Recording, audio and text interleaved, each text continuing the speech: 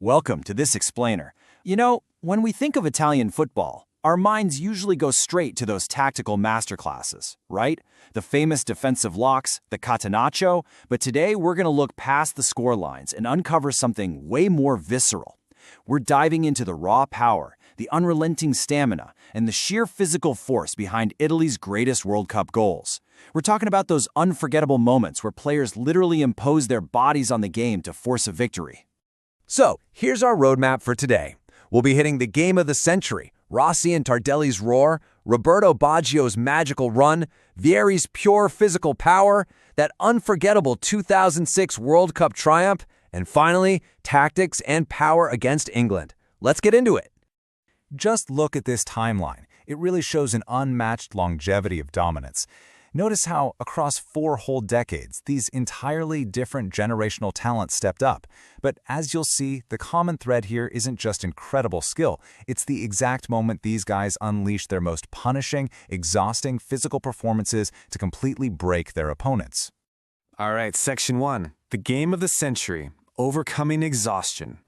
Let's rewind to 1970. Italy versus West Germany. This was an absolutely exhausting, topsy-turvy contest that pushed every single player on the pitch to their absolute physical limit. I mean, imagine the heavy legs, the oxygen debt, the pure, agonizing exhaustion of a 4-3 game. The ball gets pulled back, and a wildly determined Luigi Rivera simply wasn't going to miss.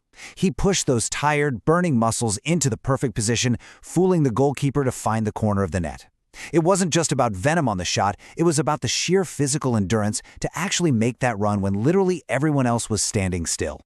Moving on to Section 2, Rossi and Tardelli's roar, emotion and exertion. Okay, so it's 1982. This tournament was defined by Paolo Rossi finally snapping a massive goal drought, for sure.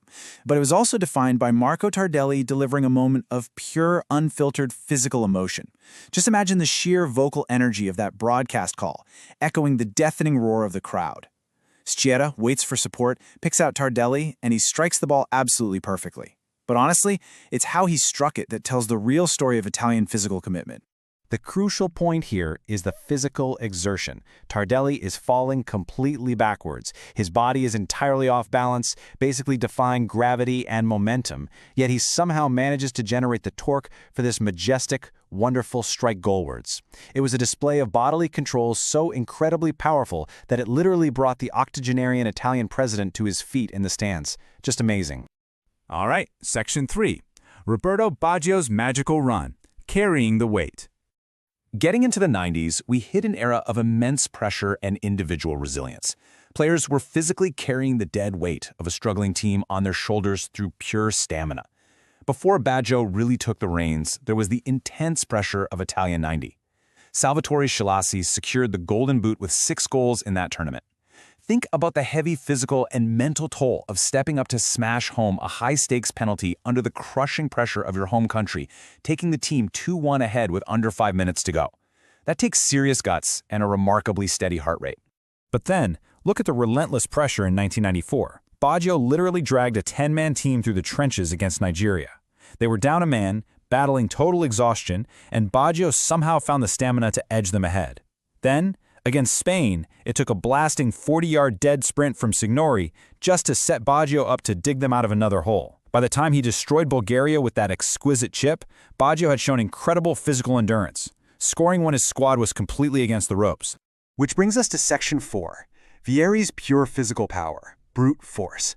If you really want to understand raw, bruising force, you've got to look at Christian Vieri in 1998 against Norway. This is where finesse steps aside for pure brute force. On a classic breakout, Vieri's heavy momentum and sheer physical mass left the Norwegian defender Eggen yards behind. Eggen was struggling the entire time, utterly unable to cope with the sheer physical challenge of Vieri's galloping run. I mean, it is a terrifying sight for any defender when a player of that size gets moving at full speed. The commentary actually nailed it perfectly. All about strength and power and determined running. Vieri had literally one thing on his mind: fighting through the resistance to finish off this punishing breakout fiercely with a great right foot shot. It's basically the definition of physically bullying the opposition. Section 5 now.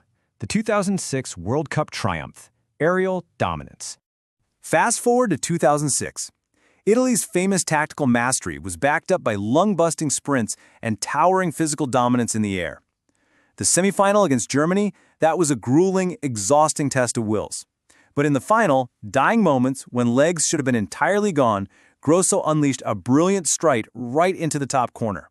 And moments later, Del Piero executed a lightning-fast, lung-busting counterattack to completely silence the host nation. The sheer physical reserves required to sprint like that after 2 hours of tense football is just staggering. And then came the final against France. Italy trailed early, right? But they leveled it through pure physical intimidation. The big man from the back, Marco Materazzi, climbed into a set piece. He used his massive frame to elevate high over Patrick Vieira, who couldn't climb nearly high enough, delivering a powerful, thumping header that forcefully brought Italy right back from the brink. Literally nothing was going to stop his momentum there. Finally, Section 6, Tactics and Power Against England, the Modern Era. Here we see the modern era's perfect marriage of cunning intelligence and explosive athleticism in 2014. Notice the pure tactical genius that completely sold out the English defense here. England was expecting a long corner for the big central defenders. Instead, Italy deploys a short corner. Andrea Pirlo steps over the ball with this gorgeous dummy that completely sells Sturridge, instantly opening up a pocket of space for Marchisio to step in and forcefully arrow the shot through the crowd into the bottom corner. It's brains creating the space for power.